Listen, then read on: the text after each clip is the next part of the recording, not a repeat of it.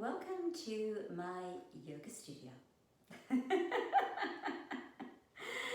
So I've been changing rooms around in the house that I rent in Guelph because my son moved out. And I now have this large space that I'm going to be using as my own personal yoga room, meditation room, but I hope to open it up to the public as well and have small classes in here. So I'm super, super excited. So, I've had challenges with a bit of an injury from running, and so I've been taking up biking in the mornings instead. And I had forgotten how much I love biking. And I get on my bike and I am just transformed into like a little kid. I just feel so free on my bike, and it just brings me to this state of joyfulness. And whenever I see anyone walking on the side of the street, I say good morning, because I don't know why, I just want to share this feeling of joyfulness with people on the street. And most people don't hear me, and that's perfectly fine. But some people have been hearing me in the mornings. And so they'll respond, good morning. And so over the weeks, I've started to notice, regulars in the mornings. And now they're saying good morning to me before I get a chance to say good morning. And some people wave and whatnot. And it's just become this wonderful, wonderful practice for me of riding my bike in the neighborhood in the mornings. Well, this morning, it was just such a blessing. I was riding my bike and I heard some voices chime, good morning. And I look over and there's a couple sitting in their garage, waving at me, saying with such joy in their voices, good morning, so happy to see me biking by. And it just filled my heart. It's amazing. When you practice something with joy, how that ripples out. It is so contagious to other people. And they like to sort of, chime in too. And that is just so incredibly amazing. And, I find that with my artwork as well. When you are working in this state of joy and people, respond to that, it's just an amazing feeling. And the same goes with my yoga practice. So, I've been practicing yoga for nearly 20 years on and off.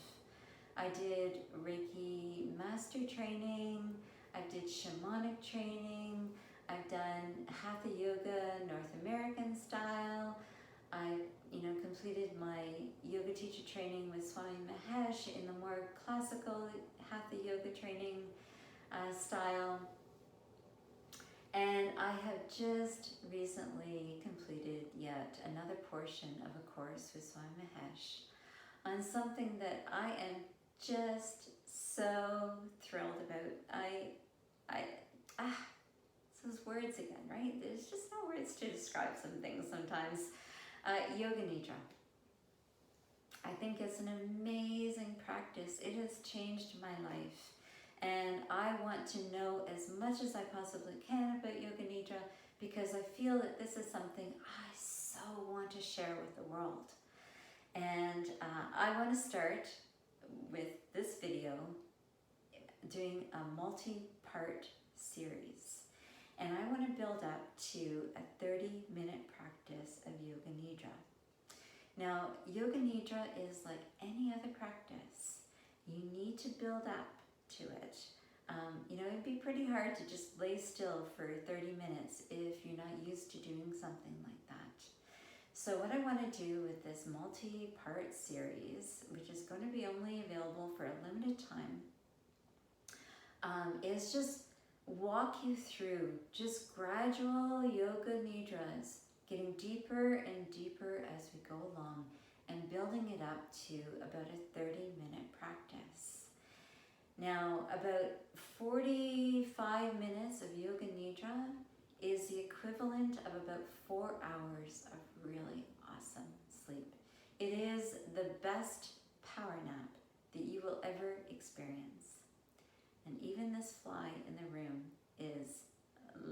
vibe in here. I don't know what it is. So yeah, I've been doing a lot of studying. There's a lot of different techniques with Yoga Nidra, and every teacher adds their own little je ne sais quoi. And you have to resonate with a teacher. So if you resonate with me, I would like to take you on this Yoga Nidra journey that we can explore together, because I'm learning, and I want to share and dive deep with you on this. And I think it's just going to be absolutely amazing. Now, what do you need for your Yoga Nidra practice? Not much. But the most important thing that you need is willingness. A willingness to explore the practice. And that comes from an open heart and an open mind. So that's number one. And number two is a yoga mat. It doesn't have to necessarily be a yoga mat though. It can be a towel, it can be a blanket, it can be a rug, but you should be insulated from the ground, from the floor. So something to lay on.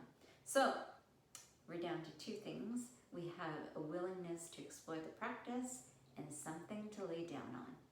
The third thing, pretty simple, is loose clothing. This practice requires you to be comfortable, and so you need to be wearing comfortable clothing. So basically, you only need three things for Yoga Nidra: a willingness to explore the practice, something to lay down on, and comfortable clothing to be in. A couple other things that you might consider for the practice. If laying down on the floor is not comfortable for you, Yoga Nidra is still for you. You can sit in a chair, and I will explore more options into how to make you more comfortable. A blanket or a towel rolled up under your knees if you have lower back issues, or you can also place it underneath your neck if you have neck issues. And because your body temperature tends to drop during Yoga Nidra, it's handy to have a blanket around that you can cover up with. Other than that, it's really, really simple. And I think we are going to have the most amazing journey of Yoga Nidra together. So thank you for watching this first part. And I am so excited seeing you in the next part. And so there's going to be a little bit of physical movement because the mind follows the body. So if we shake out our sillies, which I usually need a lot of physical movement to shake out my sillies, but we're just going to move through some really, really simple, gentle physical movements so that you can rest more comfortably. And it's the ultimate power nap. It was said that Thomas Edison would fall asleep with steel balls in his hands. And as soon as he dropped the steel balls, he would wake up. And because he would be in that state of the between, of awake and deep sleep, somewhere in between, is where you can find the aha moments. And that's where Thomas Edison would often have his most creative aha moments. So as an artist, even, Yoga Nidra practice, I feel, is so incredibly vital to my artwork, and perhaps to you as well, into any sort of creative practice where you are looking for the aha moments. Yoga Nidra is also just a beautiful self-love practice where you are taking the time to go into deep relaxation. And when you're in this state of deep relaxation, the breath follows the mind and the body. So it slows down, and that helps rejuvenate you. So taking just a few minutes out of your day for self-love, self-care, which is the new sexy, so I'm told,